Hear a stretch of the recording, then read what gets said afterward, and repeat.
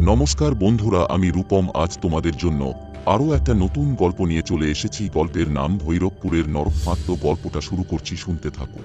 ভৈরবপুর গ্রামের নাম শুনলেই মানুষের রক্ত ঠান্ডা হয়ে যায়। দিনের বেলা সব ঠিকঠাক মনে হলেও রাত নামলেই গ্রামের বাতাস ভারী হয়ে ওঠে। শীতল সোঁদা গন্ধ ছড়িয়ে পড়ে, যেন মৃত মাটির গন্ধ। গ্রামের মাঝখানে এক বিশাল অশ্বত্থ গাছ, তার নিচেই ঘটে সবচেয়ে ভয়ঙ্কর ঘটনা। একসময় এই গাছের তলায় ছিল এক পুরনো বৈঠকখানা। সেখানে গ্রামের মৌল্য আর বয়োজ্যেষ্ঠরা বসে রাতের গল্প করতেন। কিন্তু একদিন এক ভয়ঙ্কর ঘটনা ঘটে। গাঁয়ের এক তরুণী কমলা হঠাৎই উধাও হয়ে যায়। শেষবার তাকে এই গাছের তলায় বসে থাকতে দেখা গিয়েছিল। পরদিন সকালে তার ক্ষতবিক্ষত দেহ পাওয়া যায় পাশের বাঁশঝাড়ে। তার চোখ ছিল আতঙ্কে ফেটে যাওয়া, মুখে জমে থাকা এক চিলতে চিৎকার। সেই রাত থেকেই বদলে যায় ভৈরবপুরের হাওয়া।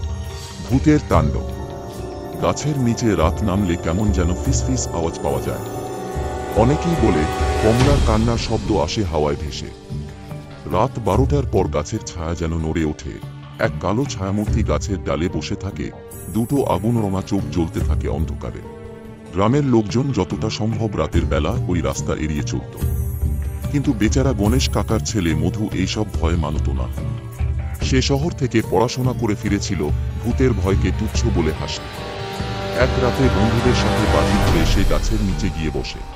সেই রাতটা ছিল কার্তিক মাসের এক অমাবস্যা। চাঁদের আলো ছিল না, শুধু গাছের পাতার ফাঁক দিয়ে হালকা ঝিরঝির বাতাস বইছিল। রাত প্রায় 12টা বাজতে চলল। মধু তখনও একা বসে আছে, হাসতে হাসতে বলছে, কোথায় তোমার ভূত? সাহস থাকলে সামনে এসো। তখনই একটা গা শিউরে ওঠা ঠান্ডা হাওয়া বইতে লাগলো। হঠাৎ করেই চারপাশ থমথমে হয়ে গেল, যেন পুরো প্রকৃতি নিঃশ্বাস বন্ধ করে আছে।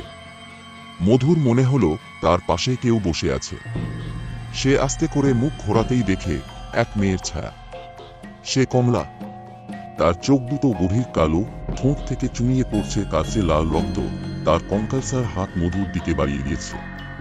হঠাৎ করেই চারপাশ থেকে শত শত ফিসফিস আওয়াজ আসতে লাগলো, যেন অদৃশ্য কারা তার নাম ধরে ডাকছে। মধু, মধু, বাঁচাও। মধু দৌড়ে পালাতে চাইল, কিন্তু তার পা যেন মাটির সঙ্গে আটকে গেছে। চোখের সামনে কমলার মৃতদেহের স্মৃতি ঝলসে উঠল। তার ফাঁস লাগানো শরীর, তার ছেঁড়া শাড়ি, তার আতঙ্কিত মুখ। মধু আর চিৎকার করতে পারল না। এক দমকা বাতাস তাকে উড়িয়ে নিল অন্ধকারের গভীরে। গ্রামের রহস্য ফাঁস। পরদিন সকালে মধুর নিথর দেহ পাওয়া গেল গাছের নিচে। চোখ দুটো উল্টে গেছে, ঠোঁট জমাট বাঁধা ভয়ে। তার মুখ থেকে শুধু একটাই শব্দ পাওয়া গেল, কমলা। গ্রামের সবাই বুঝল কমলার আত্মা প্রতিশোধ নিয়েছে। কিন্তু প্রশ্ন উঠল, কমলাকে কে মেরেছিল? বৃদ্ধ রঘু কাকা জানালেন সেই ভয়ঙ্কর সত্যি। কমলাকে খুন করেছিল গ্রামেরই কয়েকজন প্রভাবশালী ব্যক্তি, যারা তার ওপর অত্যাচার চালিয়েছিল। তারপর গলা টিপে মেরে তার দেহ বাঁশঝাড়ে ফেলে দেয়। কমলার আত্মা সেই রাত থেকেই প্রতিশোধের জন্য অপেক্ষা করছিল। অশ্বত্থ গাছের শেষ অধ্যায়। সেই সত্যি প্রকাশ পাওয়ার পর গ্রামের লোকজন একত্রিত হয়ে সেই অপরাধীদের ধরে ফেলে। বিচার হলো, তাদের শাস্তি দেওয়া হলো। কিন্তু অশ্বত্থ গাছের অভিশাপ থেকে মুক্তি পাওয়া গেল কি? আজও যখন রাত গভীর হয়, বাতাস থেমে যায়, তখন গাছের নিচে দাঁড়ালে কেউ কেউ এখনো শুনতে পায় সেই ফিস ফিস শব্দ। আমি এখনো আছি। বন্ধুরা, গল্পটা কেমন লাগলো অবশ্যই কমেন্টে জানাবে। যদি ভালো লাগে তবে ভিডিওটিতে একটি লাইক করবে, যাতে তোমাদের জন্য এরকম আরো নতুন নতুন গল্প নিয়ে আসার জন্য উৎসাহ পাই। আজকের মতো এখানেই শেষ করছি। পরের দিন ঠিক সন্ধে 7টায় দেখা হচ্ছে একটা নতুন গল্পের সাথে। ধন্যবাদ।